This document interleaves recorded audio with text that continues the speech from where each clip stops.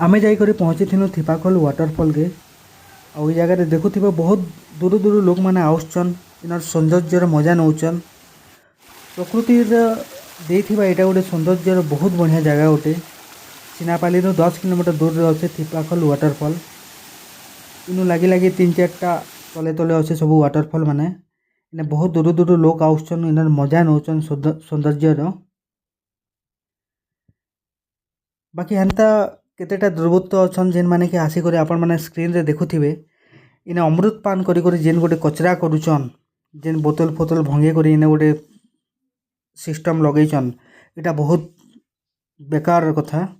बाकी निजे जानबा कथा कि इटा के केनता करी पर्यावरण के बचावार इनर परिवेश सुरक्षा निजर आमर गोटे गोटे कर्तव्य बोली करी इने केनसी सरकार रो दृष्टि आकर्षण नहीं हेबा तबे तक। बाकी इटा के बचावार आमर गोटे गोटे कर्तव्य है। ये सब ऊपर जदि ध्यान देते सब पर्यटक बोले बहुत बढ़िया हेता।